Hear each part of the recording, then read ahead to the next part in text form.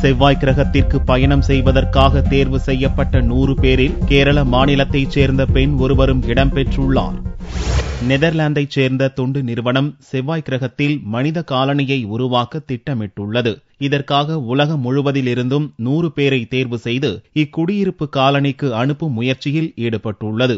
இது தொடர்பான அறிவிப்பு ஒன்றையும் அந்நிறுவனம் வெளியிட்டது. செவ்வாய் கிரகத்திற்கு பயணம் மேற்கொள்ள விரும்புபவர்கள் விண்ணப்பிக்கலாம் என்ற அறிவிப்பை தொடர்ந்து 2 லட்சத்திற்கும் மேற்பட்டோர் செவ்வாய்க்கு செல்வதற்காக விண்ணப்பித்தனர். இவர்களில் 100 பேரை மட்டுமே தேர்வு செய்துள்ள நெதர்லாந்து நிறுவனம் சமீபத்தில் அந்த பட்டியலை வெளியிட்டது.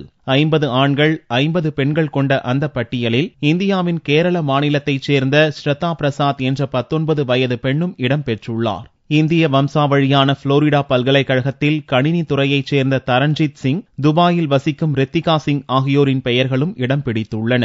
கோவை அமிர்தா பல்கலைக்கழகத்தில் மெக்கானிக்கல் இன்ஜினியரிங் படிக்கும் ஸ்ரத்தா 100 பேரில் தன் பெயர் இடம்பெற்றுள்ளது பெருமையாகவும் மகிழ்ச்சியை ஏற்படுத்துவதாகவும் கூறினார். செவ்வாய் கிரகத்தில் பயணம் மேற்கொள்வதற்காக கடந்த 2013ஆம் ஆண்டு ஜூலை மாதம் விண்ணப்பித்ததாகவும், பின்னர் நெதர்லாந்து நிறுவனம் நடத்திய ஆன்லைன் தேர்வு, தனித்திறன், மருத்துவ சோதனைகளில் தேர்ச்சி பெற்றுள்ளதாகவும், அடுத்து நடக்க உள்ள 3வது மற்றும் 4வது சுற்று சோதனைகளில் வெற்றி பெறுவேன் என்றும் ஸ்ரத்தா நம்பிக்கை தெரிவித்தார்.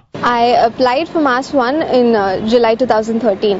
And there have been 3 rounds so far. The first was an online application process, the second was a medical round, and the third was an online interview round. And the results of the online interview was announced yesterday, and only 100 people made it, of which I am one, and I'm really happy and excited about that.